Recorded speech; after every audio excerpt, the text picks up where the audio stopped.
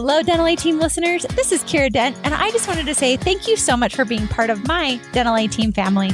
I seriously love doing this podcast. I thought I was going to hate it, and I love it. I love it so much because I get to connect with you. I get to hear how this podcast is helping you and your practice be better. So if you have loved this podcast and you are willing to share, I would greatly appreciate if you'll share with your friends, if you'll leave us a review, if you'll give us 5 stars, anything you can do. Just like you guys grow your practices, we're trying to grow this podcast to positively impact the world of dental. This is how we get to grow our Dental A Team family. Thank you so much for listening. I hope you enjoy the show.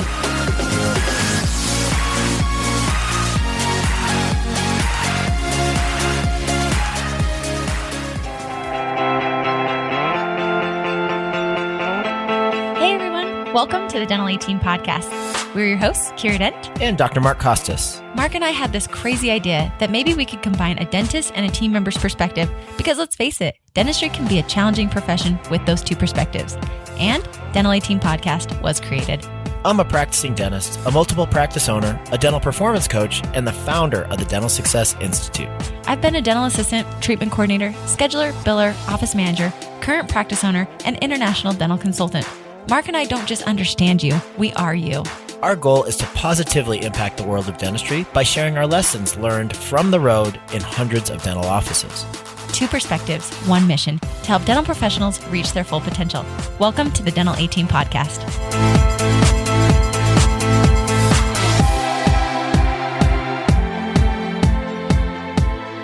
Hello, Dental A Team listeners. This is Kira, and today I'm coming to you guys with a topic that I was asked actually via Facebook Messenger. So I really do get these messages and I really do respond to them. And now you guys are getting a podcast on it. So I had a listener reach out to me and ask, hey, Kira, could you please do a podcast on onboarding employees? Because I don't feel that there's really a lot out there. It's a very tricky conversation. And you're right. Like it's a topic that's hard. It's how do you do it? So I'm going to give you guys a few different ideas of how to onboard and onboard super successfully. And I'll tell you some of the things that I see, some of the things that I don't see, and what can really help. Also, the mistakes that I've made along the way in hopes that this will help you guys with onboarding. So what I used to do was hire somebody, and I didn't do a great hiring job. I'd put them on Craigslist. I'd bring them in. I would make the decision. I wouldn't use my team to hire. And then it would be follow around Sally and watch Sally. And Sally's leaving in 2 days, so she's totally checked out. And I hope that was the best training of your life. And then I expect you to be able to do everything that we do in our practice. And honestly, I think that that's how the bulk of dental offices do it. When I look at bigger organizations, for example, when my husband was working at the hospital, he had a solid onboarding process. He went a few days of training where he had to learn how to use their, I don't even know the name of their software, but it's this huge, crazy software. He had to learn how to use that. And then he had to learn how the patient flow was. And there was a decent onboarding process for him. And then he also has to do trainings every 6 months and then every single year as well. And I think, you know what? These are big organizations. They've figured out onboarding. Why don't we do something similar like that in our dental offices? And I think it's because we think we're small, we're intimate, we only have a few people, or we're huge offices.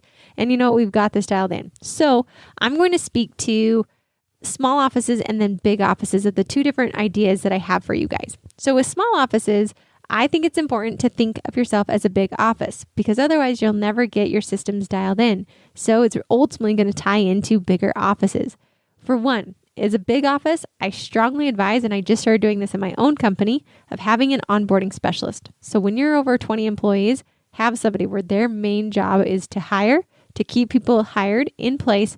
Their job is to train them on all your systems, make sure they go through that. And then this person also makes sure that they go through either quarterly or annual trainings to make sure everybody stays up to par. Because that whole, we train them at the beginning, but then we don't revisit our operations manual and there's never accountability is a really lacking piece. I don't think you have to make this hard. We put all of ours on Kajabi. You can put it on Trainual. There's lots of different ways that you can do this, but I would strongly recommend, and you know what?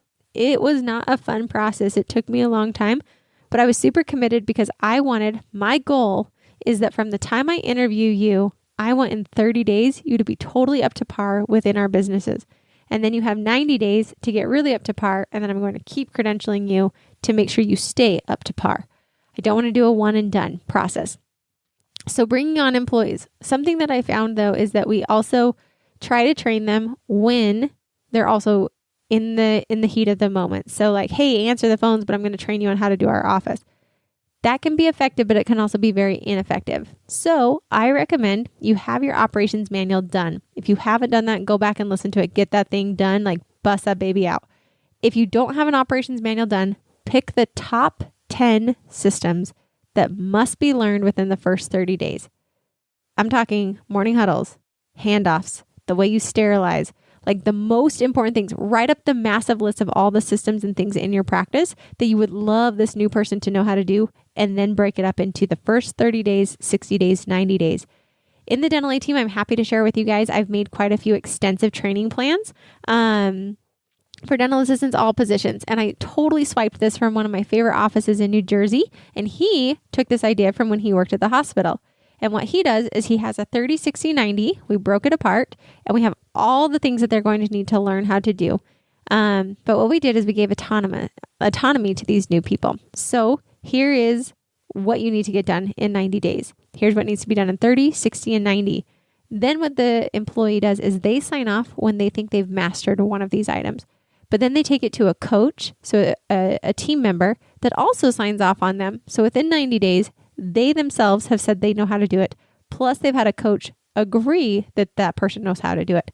I think this is super important because it gives the new person an idea of what to do. But it also gives the office a check-in that's not awkward, so you're not checking in on them, but they also have a coach. And I think a coach as opposed to a lead just feels better. Like, hey, Kira, welcome to our office. Here's your training plan. It's broken down into 30, 60, 90 days. This is definitely the packet that needs to get done. We know there's a lot in there, but don't worry, you have coaches in the practice to help you out. So you sign off when you think you know these things, and then have your coach sign off as well.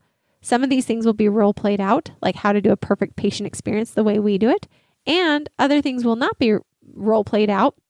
You'll just sign off that you know how to actually clock in and clock out appropriately. So some will be super simple. Others, like we want 5 temporary crowns to be made within your first 90 days. Well, if that person who's coming into your office knows that they need to get these things done in 30, 60, 90 days, it gives them a very directive plan. Then you also need to be checking in with them at the 30-day mark, the 60-day mark, and the 90-day mark to make sure they feel supported and also that they know where they're supposed to go and that they're on track to get there.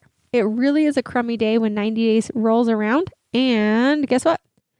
We don't know if they've been improving or not improving, and do they get a raise? Do they not get a raise? We have no idea because we haven't been intentional with the onboarding. So in a perfect world, I would say you have training videos online that they can watch prior to starting. You can pay them for this, absolutely. So they go through a training process. All my consultants go through a training course before they even go on site with me. That is required, it's mandatory, and I pay them to do so. After that, I would recommend for you guys that you have these training plans. If you would like a sample, reach out to us, hello@thedentalateam.com, and we'll happily send you over a sample. These things are long. They're 4 pages long.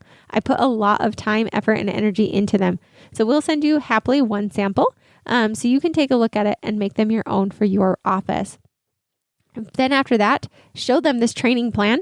Give them a coach, so have a lead in your practice that's going to help this person, and then have set check-ins of your 30 days, your 60 days, and your 90 days.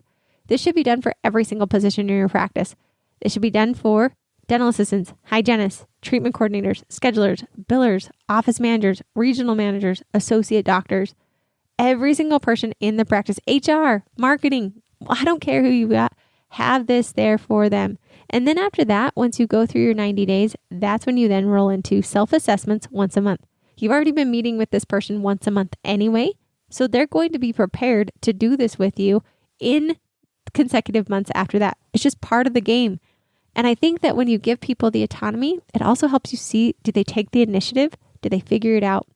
I also love if you have the operations manual, you can give it to them so they have a resource guide of how to do it for your office. I know how to do a crown, you guys. I know how to do a crown prep with a doctor. I know how to do a root canal. I know how to do an implant. I know how to do fillings, but I don't know how to do it for your doctor. So I'll set it up. I will 100% take the initiative, but I'm going to set it up the way I know and that I've been trained to do it from all my years of experience. But that might not be what you're wanting. It might be wrong for your office. So you need to tell me those little details, and there needs to be a resource I can go to, whether it's online with training videos and online work, or as a physical booklet. I'm old school, guys, but I don't think I'm old school. I think I'm just practical and what works. I have found in offices when everything's online, it's super convenient for prior training. However, in person, I have seen that offices, it is on a drive on the computer. Everyone can access it very quickly. But I will promise you that 90% of offices that I see that have it solely online don't use it. But the people that have a booklet in the room that's easier for them to flip through actually use their booklets. I don't know what it is. I don't know why it's hard to click through all those folders online, because it's very simple. It's very organized as opposed to a physical paper booklet in the rooms. I would not recommend a strong, huge operations manual that's stuck in your back office. That's a huge monster book that nobody uses. Get these small packets, stick them in the operatories, stick them in the front office, put them with this person, have it tabbed so they can quickly flip through it. Make it user friendly for them. Yeah, you're going to have to print a lot of these out when you update them. That is the bummer thing about it. But at the same time, if people will use it, that's what this whole point is for. And if you teach them where it's at, they can do it.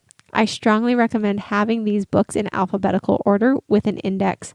Yes, that's extra work and time, but anybody can figure out alphabetical order. Not everybody can figure out your organizational style. And Jason said it really well the other day. He and I were chatting and he said, things make sense to the person who created it. They don't always make sense to the people who come after. We had a struggle with our Google Drive with new people. Like, we have it there. Lots of people work in it. But you're right. It makes sense to the person who created it and organized it because that's how they would organize. But somebody else coming in, it doesn't make sense to them. Think of how many times when you've taken over a new job, you've rearranged the desk or you've rearranged the operatory so it fits your style of organization. It's the same thing with an operations manual. But everybody in this world, hopefully, knows alphabetical order. At least we've got the bulk of the population out there that can at least alphabetize. But gosh, go back to the days of filing charts and you realize real quick that not everybody can alphabetize equally.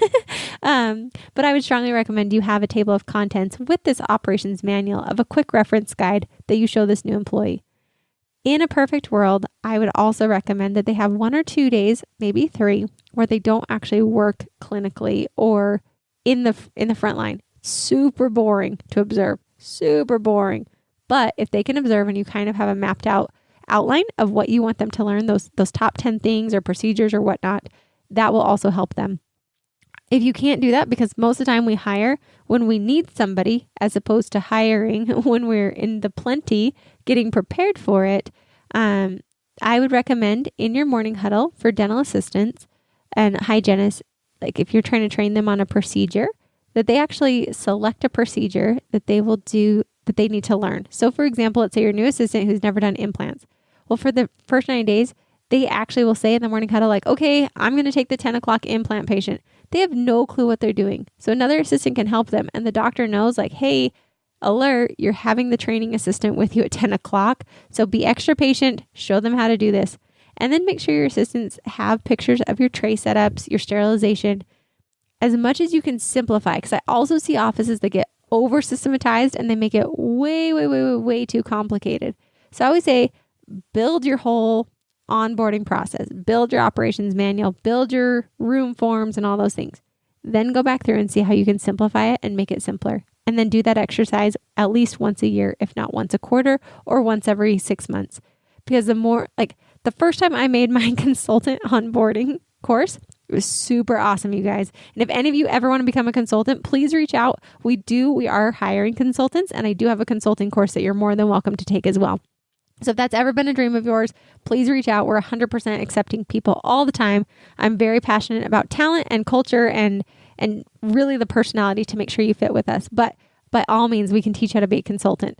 But when I wrote this consulting course with Tiffany, oh man, we thought we knocked it out of the freaking park. It was so good. We were like, this is the best thing ever. High-fiving each other. Like, we did it. It's awesome.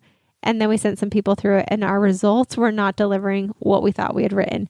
And we got some feedback from those consultants in training and they're like, you know what? Your guys' course has a lot of content. It's super confusing. This doesn't make sense. I had to giggle because they were right. And it didn't make sense. And and then I went through and I like cut it apart, made it simpler, made a better flow, spent like 2 full days of flying to and from the East Coast. So that's, 6 to 8 hours of travel time in a plane, reworking this, rewriting it, having it so much better. And it was a lot better. And then we just did another revision of it as we're bringing on more consultants, because before it took me about 3 months to get a consultant from interviewed to trained. And I was like, that's too long. They need to have it within a month. So how can we make this better and make it so within a month's time, they can be interviewed through our course and in an office consulting, having no consulting experience ever before? That was a pretty hefty feat, but that's how you innovate and you make it better. So baseline yourselves, get it all out there, and then go back and redo it and ask for feedback from the people who go through it. And I literally look my consultants in the eyes and I'm like, no, really, you won't offend me. I expect you to tell me how I can make this better. And you have to be okay. It's your baby. You put so much time and effort and work into this operations manual and this onboarding process that, you might get a little feelings rubbed, a little sore, but that's okay. Because if you really want to be the best, you want to be the dental A team, the office that everybody flocks to and wants to work at, you need to get the feedback from outsiders who have no emotional attachment to you, that will give you the honest feedback and make you better. Sometimes those things sting when I hear them. Like when these consultants told me like, it doesn't make sense and this is not clear and the layout doesn't make any sense. I was like, oh, who are you? You didn't spend all that time making this. Like, you don't even know what you're talking about. You're just a new consultant who doesn't know what they're doing. And I had to take a step back and say, Kira, they've got some good points. Listen to them, because they're not you. And if you can fix it so it's easier for them, it'll be easier for the next person. And this is going to be how you'll become a better version of yourself.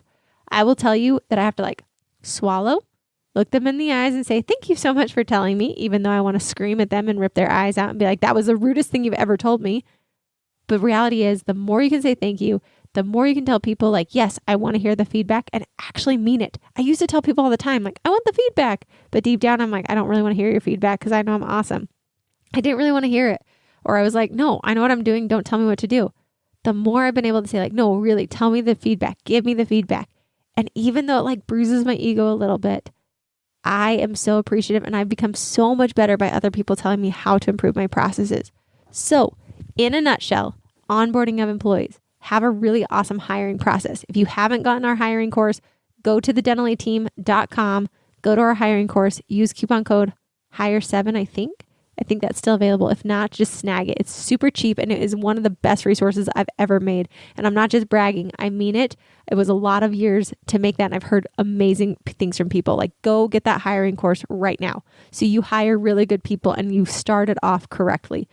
Next, put these training plans into place. If you want the training plan, email me, hello@thedentalateam.com. We'll send it over to you. Have these awesome training plans in place. 30, 60, 90 days. Use a coach. Get your operations manual done. Have it online. Get some training videos so you have an onboarding course for them. Bust it out. Set that as a quarterly goal. It takes some time, but set that as a goal, because the sooner you can have a really solid onboarding process, the better it will be for when you bring people in. Stop playing this game of having people teach them what you want them to know. Write what you want them to know and then update and process that. Doctors, you might have to jump in on this one. It's totally crummy, but it's your business. Who do you want it to be? These are some of those tasks that you want to delegate like crazy. Just do it. Get it done. Office managers, you can start it and have your doctors look over it, but get a really solid onboarding process that they can do before they even show up to the office. Immerse them in your culture, immerse them in the dress code, in the standards of what's going to be. Show them how you do a crown prep. Have some simple videos. Pick the top 10 things you want them to learn. Make it simple so they could actually master that before they start with your practice. Then give them the training plan. Then follow up with them every 30, 60, 90 days. Assign them a coach that's going to get them through, so they already have a partner with them. They know who to go to. They know who to ask those silly questions to and help them reach success. And then after that, keep going. Re-credential them. Have them go back through the training process every 6 months or every year. Create a training process for each departmental position. Honestly, guys, I say this and you're probably listening like, yeah, that's such a great idea. No, it's not just a great idea. Go execute. Get this in place. This is how you grow. This is how you expand. This is how you take yourself from where you are right now and make yourself even better. When you actually have to write a course, write what you want people to know, somebody who knows nothing about you, it really forces you to think of, who you are as a practice, what you want to impress upon these people, what your core values are. I think about this all the time. Like when I'm hiring new consultants, who do I really want them to be? If I can only teach them in, a time span of 2 to 3 hours, maybe 10 hours at the most, what would be the most impactful thing? It forces me to simplify. It forces me to think of what are my core values? What are the things that I really want to impress upon them? If I only have so much time to teach them, what would I teach them? This is what I do. You don't have to teach them narratives, guys. Like we sometimes think we're so much more important than we really are. I am so guilty of this. I write a ton. I speak a ton. I talk a ton. Make it simple. Train them, onboard them, immerse them in your culture before they're even there. Get them fired up and so excited to come ready to work for you. And then train them properly. Have your assistants find things and appointments within the morning huddle where they're going to go in training. They know they've got to get 6 different implant cases within the 90 days. They know they have to get 10 temporary crowns passed off by you guys. Get that done. Hold them accountable, because the last piece of this is the accountability piece.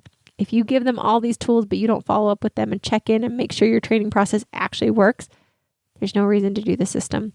Systems are only effective if we follow them. Systems are only effective if they're actually delivering the results you're looking for. Otherwise, it needs to be changed, improved. And the biggest, hardest piece is accountability. So get smart. Tiffany was brilliant.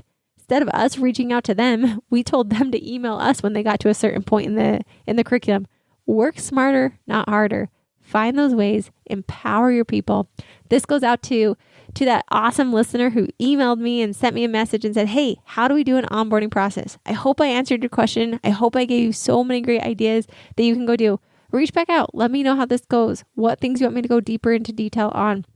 I'm always happy. So guys, thank you so much for being a part of the Dental A Team. I look forward to catching you guys next time on the Dental A Team podcast. And that wraps it up for another episode of the Dental A Team podcast. Thank you so much for listening, and we'll talk to you next time.